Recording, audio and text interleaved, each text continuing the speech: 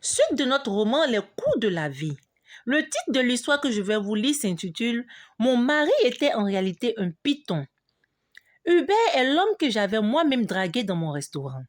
C'était la 3e fois que je le voyais. Ce jour-là, il était avec des amis que je connaissais. Nous avions partagé le repas que je leur avais offert. Hubert m'avait ensuite invité chez lui. Je n'arrivais pas à comprendre cet intérêt soudain que j'avais pour cet homme. Personne ne le comprenait d'ailleurs. Sans me vanter, je suis une fille de bonne famille et j'ai toutes les qualités requises pour épouser un homme riche et présentable. Pourtant, c'est Hubert que j'avais choisi. Il était laid et prétentieux. C'est peut-être cette différence avec tous ceux que j'avais connus jusque-là qui m'attirait. Le fait peut-être de savoir qu'il dépendrait de moi m'excitait. La seule qualité qu'il avait, c'était d'être très éloquent. Je crois finalement que c'est ce qui m'a séduite. Tous ceux à qui je présentais Hubert criaient au scandale. Ils trouvaient que j'étais trop belle pour lui. Je n'étais pas du tout d'accord avec leur jugement, car rien ne disait qu'il fallait être beau pour être ensemble. J'aimais Hubert et j'étais prête à l'imposer à tout le monde. Je travaillais comme directrice commerciale dans une grande entreprise et j'avais plusieurs petites affaires comme le restaurant. Pour mes amis et mes parents, Hubert, qui n'avait aucune activité rentable, était là pour profiter de moi. Je n'y croyais pas, car il jurait n'est mieux que moi. Il me disait que s'il en avait les moyens, on se marierait sur le champ. Qu'à cela ne tienne. J'ai moi-même organisé et financé notre mariage malgré la réticence de ma famille. J'étais trop amoureuse de lui pour le laisser me filer entre les doigts. Mes parents n'avaient d'autre choix que celui d'accepter ma décision. Comme cadeau de mariage, ils nous ont offert une villa. Ils m'ont même aidé à mettre sur pied une société d'import-export pour mon mari. Et comme s'il savait bien se défendre dans la vie, ses affaires marchaient plutôt bien. Au fur et à mesure que les mois passaient, j'étais de plus en plus amoureuse. J'étais prête à tout pour lui. Par contre, mes frères ne le supportaient pas. Ils me racontaient qu'il se servait de moi et qu'il utilisait mon argent pour entretenir d'autres femmes. Une fois, ils lui ont même fait des histoires en boîte de nuit parce qu'il flirtait avec des filles. Ils en sont venus aux mains et mes frères sont venus me chercher pour me ramener en famille. J'ai refusé et nous nous sommes même battus. Puis, je suis tombée enceinte. Pendant la grossesse, je ne voyais pas mon mari. Il sortait tôt et ne rentrait que tard dans la nuit. Mais dès que je le voyais, j'étais heureuse. Je savais qu'il me trompait, mais je n'avais pas la force de me plaindre. Malgré tous mes sacrifices, la famille de Hubert ne m'aimait pas. Sa mère ne me supportait pas malgré les nombreux cadeaux que je lui offrais. Sa cousine, qui était une danseuse de masque dans leur village, était le trait d'union entre ma belle famille et son fils. Je ne savais pas ce qu'elle tramait, toujours est-il qu'elle venait chez nous au moins 2 fois par mois. Je savais mon mari très mystérieux, mais je n'ai jamais eu le courage de lui poser des questions. À la maison, tous les matins, il sortait de notre chambre à reculons. Il avait un parfum spécial que je ne devais pas toucher. Il aimait surtout me faire l'amour lorsque j'avais mes menstrues.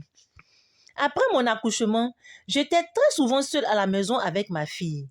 Sa mère et lui manigançaient des choses que je ne comprenais pas. Je sentais le fétichisme sous mon toit, mais je n'osais pas me plaindre. Lorsque ma fille a eu 4 mois, j'ai été appelée à effectuer une importante mission en France. L'enfant avait une nounou d'un certain âge qui s'occupait bien d'elle. Je suis donc partie en mission l'esprit tranquille.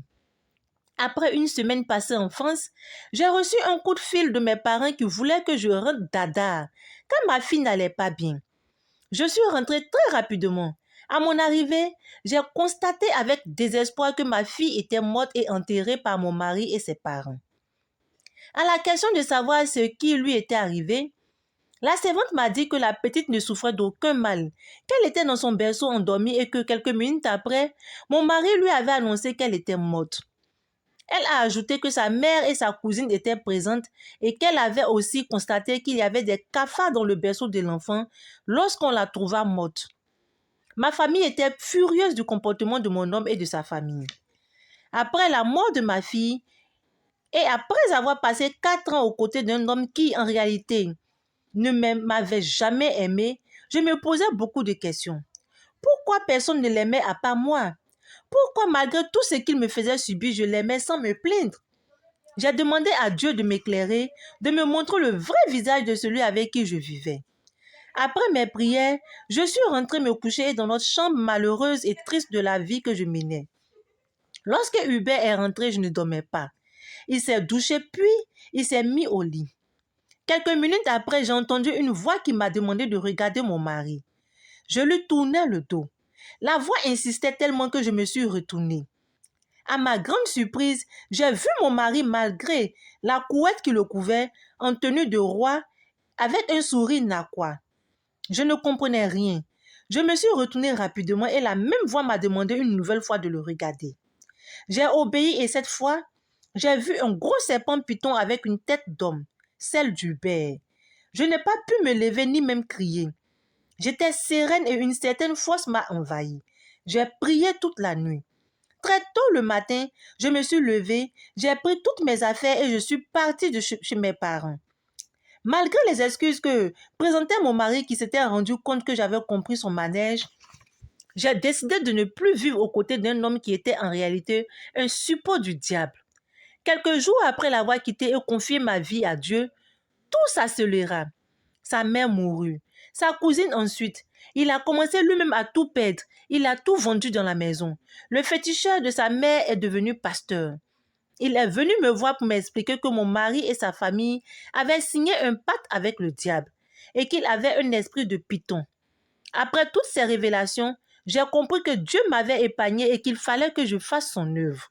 Aujourd'hui, je ne sais pas où vit Hubert. Il a disparu de la circulation et moi, je n'arrête pas de bénir le nom de Seigneur. Et vous, que pensez-vous de cette situation? Waouh! Que de rencontres bizarres dans la vie. Il est important de donner sa vie à Dieu, d'être sous la garde de Dieu, de le prier chaque jour afin d'obtenir sa protection divine sur notre vie quotidienne. Je vous dis à très bientôt pour une prochaine histoire. Bye!